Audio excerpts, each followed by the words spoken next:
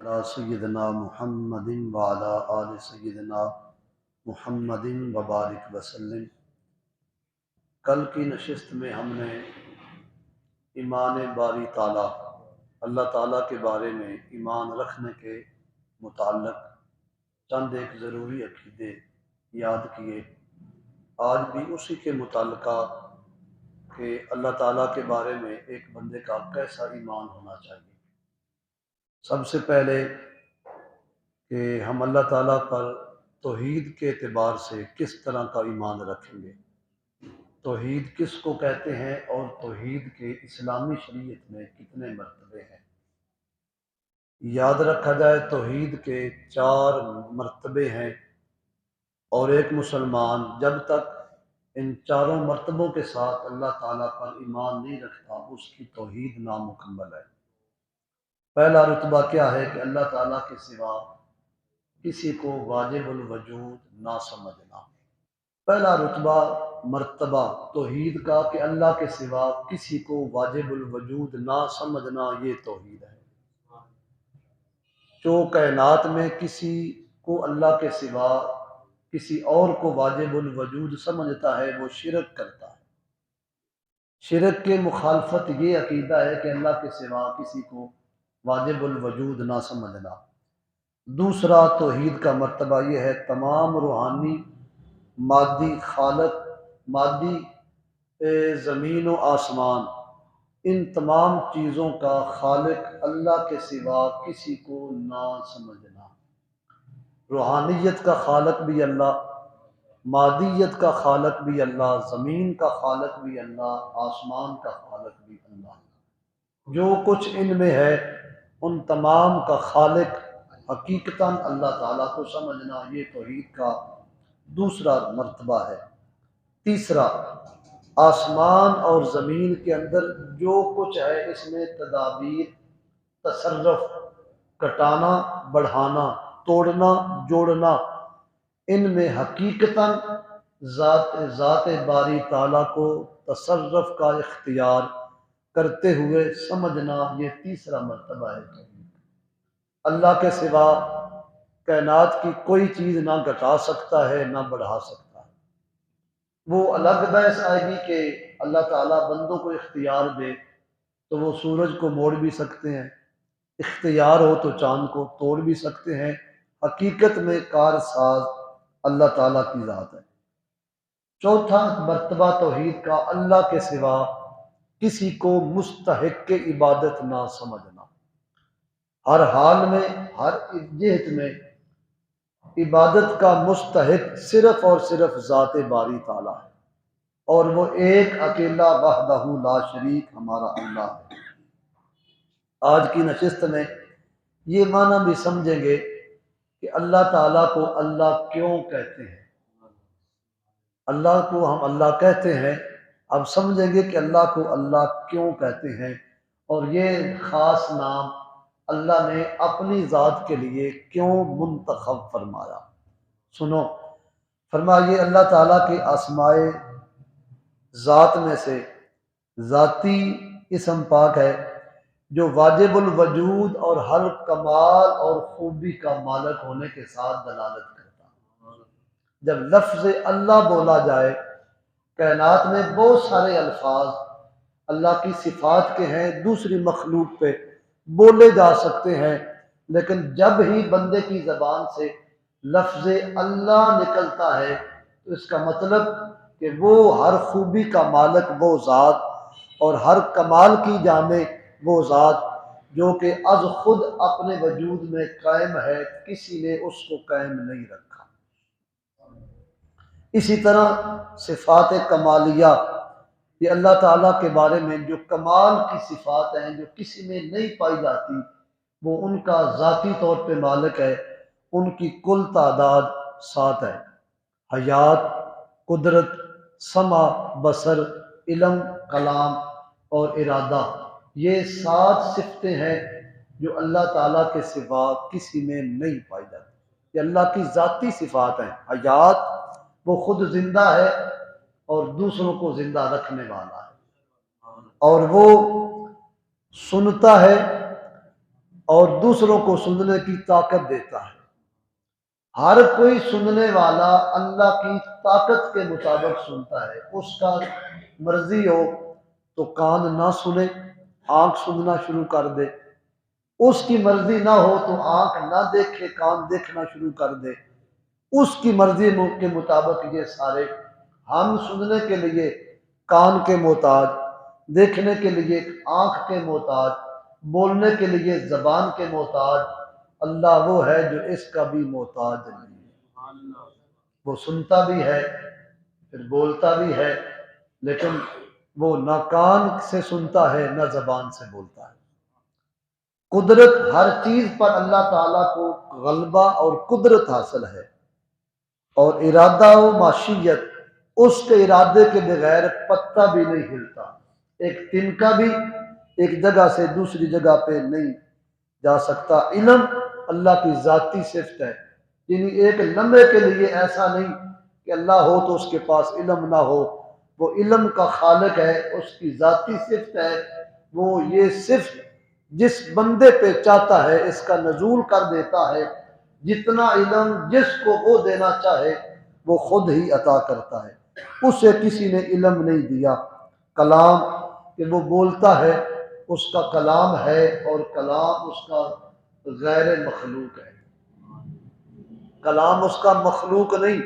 قرآن شریف یہ اللہ تعالیٰ کا کلام ہے، 30 پارے، لیکن یہ غیر مخلوق ہے، قرآن شریف مخلوق نہیں ہے۔ اسی طرح اللہ تعالیٰ کے بارے میں ہم یہ بھی جانیں گے کہ اللہ تعالیٰ جو خود خالق کائنات ہے، اس کا دیدار دیکھنا ممکن ہے کہ نہیں۔ اللہ کریم کا اس دنیا میں رہتے ہوئے دیدار ناممکن ہے سوائے رسالت مآب صلی اللہ تعالی وسلم۔ حضور اکرم صلی اللہ تعالی وسلم نے سر کی آنکھوں سے اپنے رب کا دیدار کیا ہے شب معراج۔ ایک بار رب نے بلایا، 9 بار مصطفیٰ کریم حاضر ہوئے۔ تو اپنے سر کی آنکھوں سے رب کو جاگتے ہوئے دیکھنا یہ خاصہ ہے حضور نبی پاک علیہ السلام کا۔ آپ کے سوا اس جہان میں کوئی بھی اللہ کا دیدار نہیں کر سکتا۔ خواب میں رب کا دیدار ہونا ممکن ہے۔ ہمارے امام اعظم ابو حنیفہ علیہ رحمہ، جن کے ہم مقلد ہیں، فقہ میں پیروکار ہیں، آپ کو رب کریم کا سوئے ہوئے خواب میں اپنے کریم اللہ کا 100 بار دیدار۔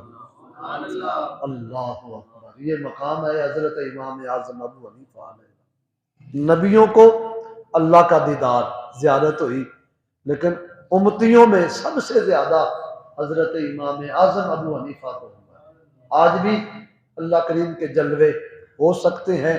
مفتی احمد یار خان فرماتے ہیں کہ دل کو پاک کر لیا جائے، سینے کو صاف کر لیا جائے، نگاہوں پہ شریعت کے پہرے دار بٹھا دیے جائیں، رزق حلال کا بندوبست کر لیا جائے، زبان ہمیشہ صاف اور حق بولے، تو پھر ایک وقت آ سکتا ہے کہ رب کا جلوہ خواب میں دیکھا جا سکتا ہے۔ اچھا، اب آئیے شرک کس کو کہتے ہیں، یہ ہمارا اصل مضمون ہے آج۔ شرک، اس کا کیا مفہوم شریعت میں ہمیں شریعت نے بتایا۔ شرک کا مطلب ہے اللہ کے سوا کسی کو واجب الوجود سمجھنا۔ جس طرح اللہ کی توحید یہ تھی کہ اللہ کے سوا کسی کو واجب الوجود نہ جاننا کہ وہی واجب الوجود ہے، یہ شرک کا مفہوم اس کے مخالف آ جائے گا۔ اس کائنات میں اللہ کے سوا کسی اور کو واجب الوجود سمجھنا یہ شرک کہلاتا ہے۔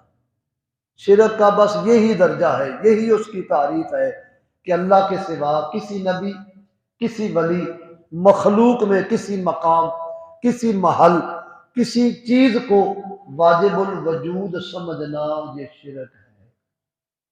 واجب الوجود صرف ایک ہی ذات ہے، اور وہ ذات وحدہ لا شریک کی ذات۔ یاد کر لیں، اللہ تعالیٰ واجب الوجود ہے، اس کے سوا کوئی بھی واجب الوجود نہیں ہے۔ اور شرک تب ہوگا جب کوئی بندہ کسی بندے کے بارے میں یہ عقیدہ رکھے کہ یہ چیز بھی واجب الوجود ہے، یہ پھٹی ریل ہے، اس کو واجب الوجود سمجھ لیا جائے تو یہ بھی شرک ہے۔ کسی نبی کسی ولی کو واجب الوجود سمجھا جائے تو یہ شرک ہے۔ بحمد اللہ تعالی کوئی مسلمان اللہ کے سوا کسی مخلوق کو، نہ نبی، نہ ولی، نہ فرشتہ، نہ جنت، نہ دوزخ، کسی چیز کو بھی کوئی بندہ واجب الوجود نہیں سمجھتا۔ یہ تعریف یاد ہو جائے۔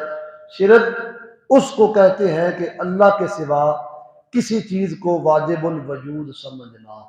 واجب الوجود کا مطلب یہ ہے کہ وہ اپنے آپ اپنے وجود میں آ گئی ہے، اب اس کو مٹنا نہیں۔ یہ دو چیزیں اس کے دو دائرے ہیں، ایک تو وہ خود قائم ہے، دوسرا اس کو مٹنا نہیں۔ اس کائنات میں کوئی بھی شے اللہ کے سوا ایسی نہیں جو خود قائم ہوئی ہو پھر اس کو مٹنا نہ ہو۔ اللہ کے سوا سب کچھ جو کچھ بھی ہے وہ اللہ کے قائم کرنے سے قائم ہے، جب وہ نہ چاہے گا وہ مٹ بھی جائے گا۔ اب آگے آؤ، یہ جو شرک کی بات ہم اپنے پیارے آقا صلی اللہ تعالی علیہ وسلم کے بارے میں عقیدہ رکھتے ہیں کہ حضور پاک اس وقت نہیں تھے جب تک اللہ نے حضور کو تخلیق نہیں کیا۔ جب اللہ تعالیٰ نے محبوب کو بنا لیا بس اس دن سے وہ بن گئے، اس کے بعد سے وہ کب تک ہے؟ جب تک اللہ چاہے گا میرا محبوب رہے تب تک محبوب رہیں گے۔ یا اللہ تو کب تک چاہے گا؟ اللہ نے فرمایا جب سے بنا لیا ہے، مٹانے کے لیے بنایا ہی نہیں، رکھنے کے لیے بنایا۔ بس بات ختم، جھگڑا ہی کوئی نہیں۔ جس طرح جنت و دوزخ اب سے موجود ہیں لیکن اللہ نے ان کو بنایا، جنتی جنت میں جائیں گے، حکم ہوگا خالدین فیہا ابدا، اب تم ہمیشہ رہو، اب موت نہیں، ہمیشگی دے دی گئی پر خود ہمیشگی نہیں ملی، کسی نے ہمیں ہمیشہ بنا دیا۔ اب ہمیشہ رہے گی جنت، ہمیشہ رہے گی جنت والے، ہمیشہ رہے گی دوزخ اور ہمیشہ رہیں گے دوزخ والے۔ تو لہذا ہم خود نہیں قائم ہوئے، ہمیں کوئی قائم کرنے والی ذات ہے اور وہ ذات واجب الوجود ہے۔